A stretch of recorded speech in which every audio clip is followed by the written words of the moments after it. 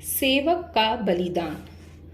धुन के पक्के राजा विक्रमादित्य शव का पीछा करते हुए शिमशपा के उस वृक्ष के पास पहुंचे और पेड़ से शव को उतारकर अपने कंधे पर लादा तथा अपनी मंजिल की ओर चल पड़े। तब शव के अंदर से बेताल ने कहा, राजन, उस दुष्ट योगी के लिए इतना परिश्रम क्यों कर रहे हो? इस निष्फल परिश्रम में आपका विवेक भी तो नहीं दिख पड़ता है। फिर भी मार्ग विनोदन के लिए मैं आपको एक कथा सुनाता हूँ, सुनिए। प्राचीन काल में वर्धमान नामक नगर में एक राजा राज्य करता था। राजा का नाम रूपसेन था। वह बड़ा प्रतापी और यशस्वी था। उसके प्रताप और यश पर लक्ष्मी जी भी विमुग्ध हो रही थी। वीरों पर प्रीति रखने वाले उस राजा के पास नौकरी करने की इच्छा से एक बार मालवा से वीरवर नाम का एक क्षत्रिय आया। उसके परिवार में 3 व्यक्ति थे। उसकी पत्नी धर्मवती, पुत्र सत्ववर तथा कन्या वीरवती।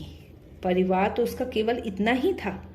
फिर भी उसने राजा से वेतन के रूप में प्रतिदिन 500 स्वर्ण मुद्राएं मांगी। राजा रूपसेन ने उसे इच्छित वेतन देना स्वीकार कर लिया।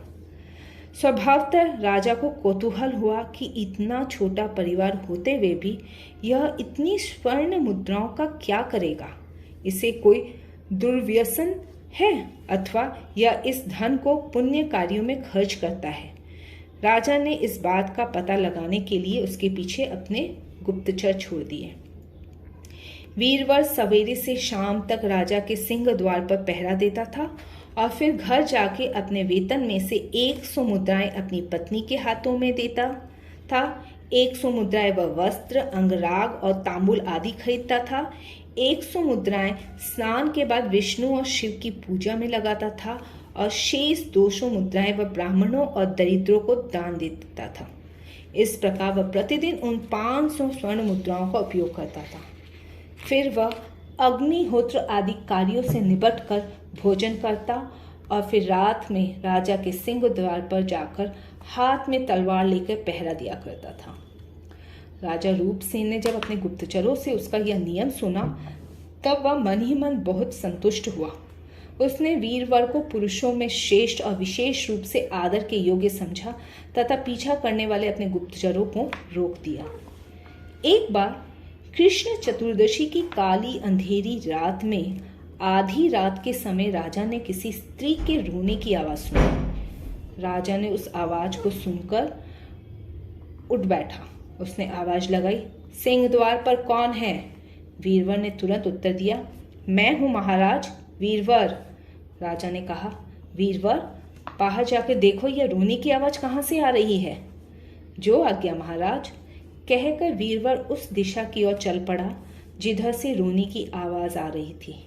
उसके जाने के बाद राजा ने सोचा कि उसने वीरवर को अकेले उस स्थान पर भेजकर उचित नहीं किया।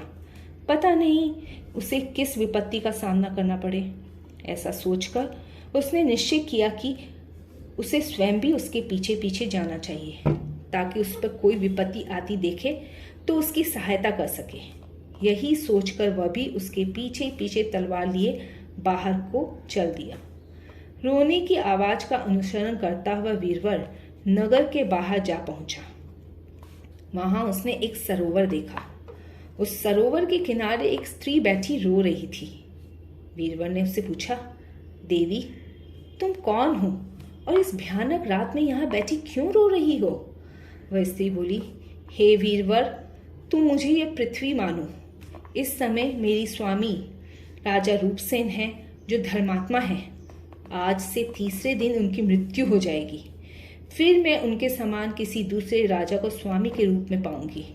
इसी से दुखी होकर मैं उनके और अपने लिए शोक कर रही हूँ। यह सुनकर वीरवर बोला, हे देवी, क्या कोई ऐसा उपाय है जिससे जगत के रक्षक उस राजा की मृत्यु न हो? पृथ्वी बोली, इसका एक ही उपाय है और उसे केवल तुम ही कर सकते हो। वीरवर ने कहा, देवी, अगर ऐसी बात है तो वह उपाय मुझे शीघ्र बताइए जिससे तत्काल ही मैं उसे कर सकूं। पृथ्वी बोली, वत्स, तुम्हारे समान वीर और स्वामी भक्त दूसरा कौन हो सकता है? अतः मैं तुम्हें राजा के कल्याण का उपाय बताती हूँ। सुनो। राजा के भवन के निकट ही श्रेष्ठ देवी चंडिका का मंदिर है। यदि तुम देवी चंडिका को अपने पुत्र सतवर की बलि दे दो तो राजा की मृत्यु नहीं होगी, वे 100 साल और जिएंगे। यदि तुम आज ही यह काम कर दो तो उनका कल्याण हो जाएगा, नहीं तो आज से ठीक तीसरे दिन राजा की मृत्यु हो जाएगी। यह सुनकर वीरवर बोला, देवी अगर ऐसी बात है तो मैं अपने पुत्र की बलि चंडिका को अवश्य दूंगा। पृथ्वी ने प्रसन्न होकर कहा, वत्स तुम्हारा कल्याण हो। यह कहकर वह अंतर्ध्यान हो गई। पास ही छिपे राजा रूपसेन ने ये सारी बातें सुन ली। वीरवर शीघ्रता से अपने घर की ओर चल दिया। राजा भी छिपते छिपते उनके पीछे चलने लगा। घर पहुंचकर वीरवर ने अपनी पत्नी को जगाया और पृथ्वी ने राजा के लिए पुत्र की बलि देने के लिए जो कुछ कहा था वह उसे कह सुनाया। यह सुनकर उसकी पत्नी ने कहा, स्वामी राजा का कल्याण अवश्य करना चाहिए, इसलिए आप पुत्र को जगाकर उसको सारी बातें बता दें। पत्नी की बात सुनकर वीरवर ने सोए हुए पुत्र को जगाया और उसे सारा वृत्तांत सुनाकर कहा, बेटे चंडिका देवी को तुम्हारी बलि दे देने से राजा के प्राण बच सकते हैं, नहीं तो आज से तीसरे दिन राजा की मृत्यु हो जाएगी। यह सुनते ही सतवर ने कहा, पिताजी यदि मेरे प्राणों के बदले राजा का जीवन बच जाएगा तो मैं कृतार्थ हो जाऊंगा। अब आप बिना विलंब किए मुझे भगवती के सामने ले जाकर मेरी बलि दे, जिससे मुझे शांति मिल सके। पुत्र की ऐसी बात सुनकर वीरवर बोला, बेटे तुम धन्य हो। यह कह के वीरवर ने पुत्र को कंधे पर बिठाया और पत्नी व पुत्री को लेकर चंडिका मंदिर में पहुंच गया। राजा रूपसेन भी छिपकर उनके पीछे पीछे वहां पहुंच गए। मंदिर में पहुंच वीरवर ने पुत्र को कंधे से उतारा। पुत्र ने देवी को प्रणाम किया और कहा, हे देवी माँ, मेरे मस्तक के उपहार से राजा रूपसेन अगले 100 वर्षों तक जीवित रहें और निष्कंटक राज्य करें। पुत्र की ऐसी बात सुनकर वीरवर ने उसे धन्य धन्य कह के तलवार निकाली और उसका मस्तक काट कर देवी चंडिका को दे दिया। उसी समय आकाशवाणी हुई, वीरवर तुम धन्य हो। तुम्हारे समान स्वामी भक्त और कौन है जिसने अपने एकमात्र गुणी पुत्र की बलि देकर राजा को जीवन दान दिया। राजा रूपसेन छिपकर ये सारी बातें देख और सुन रहे थे। अब वीरवर की कन्या वीरवती आगे बढ़ी। उसने अपने भाई के मस्तक का आलिंगन किया और फूट फूट कर रोने लगी। वह यह शोक बर्दाश्त न कर सकी और अपने प्राण त्याग दिए। यह देख के वीरवर की पत्नी बोली, स्वामी राजा का कल्याण तो सिद्ध हो गया, बेटी भी भाई के शोक में मर गई। अब मैं अपने दोनों बच्चों के मरने के बाद जीकर क्या करूंगी। अब आप मुझे आज्ञा दें कि मैं अपने बच्चों के शरीरों के साथ अग्नि में प्रवेश करूं। पत्नी की बात सुनकर वीरवर बोला, ठीक है प्रिय, तुम ऐसा ही करो, तुम्हारा भला हो। एकमात्र बच्चों का शोक ही जिसके पास बचा हो, ऐसे जीवन में अब क्या अनुराग। यह कह के वीरवर ने चिता तैयार की, दीपक से उसे जलाया और उस पर दोनों बच्चों के शव रख दिए। तब उसकी पत्नी ने देवी को प्रणाम करके कहा, हे देवी, अगले जन्म में भी यही आर्यपुत्र मेरे पति हों और यही राजा मेरे स्वामी।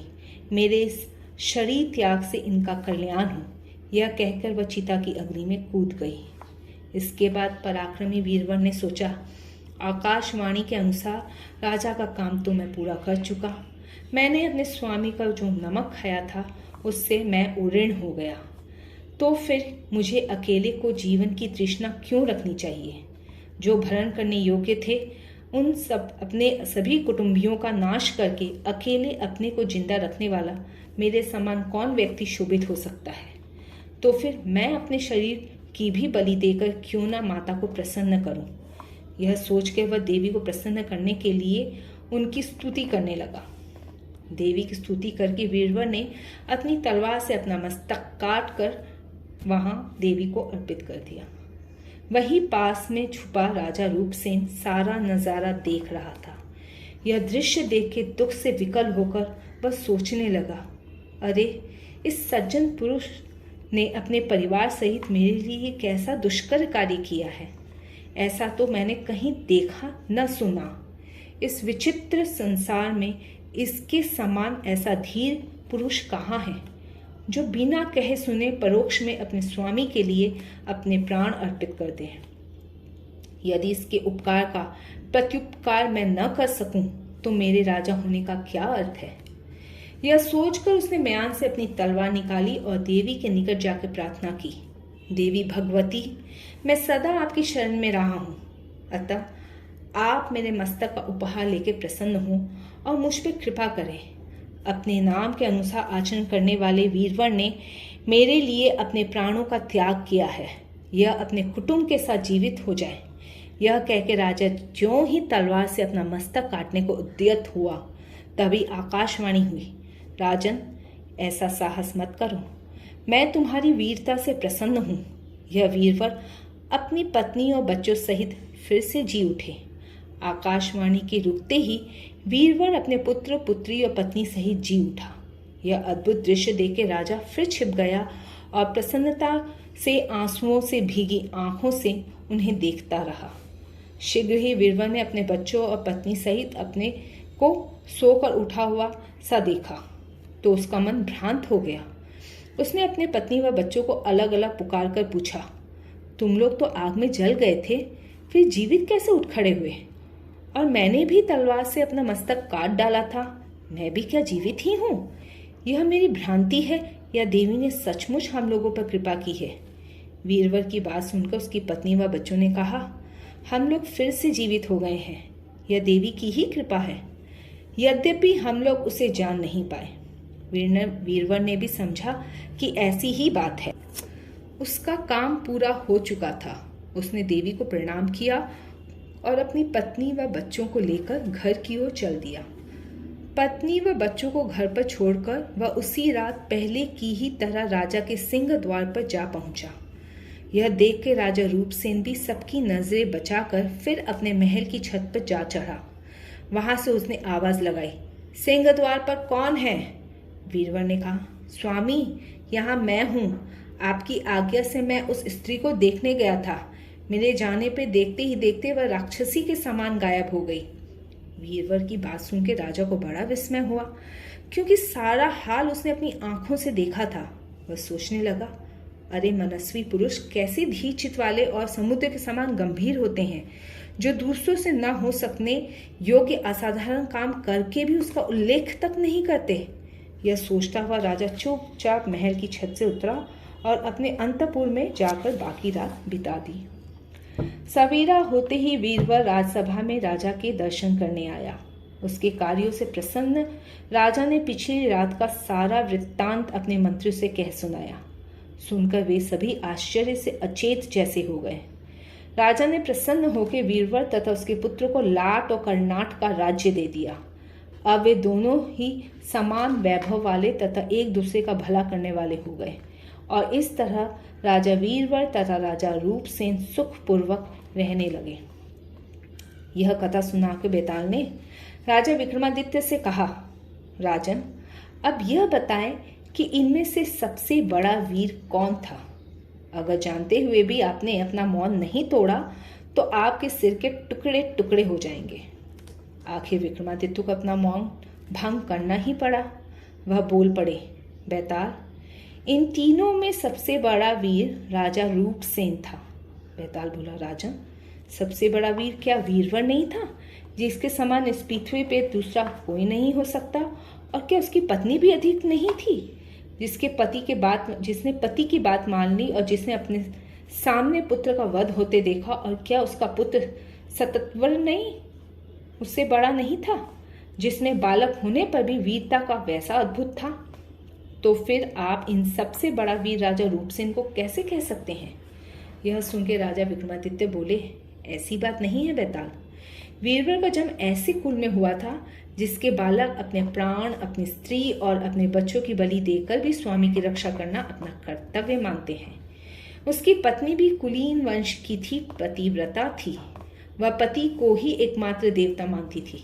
पति के मार्ग पर चलने के अतिरिक्त उसका कोई धर्म नहीं था। उनसे उत्पन्न सतत्वर भी उन्हीं के समान था।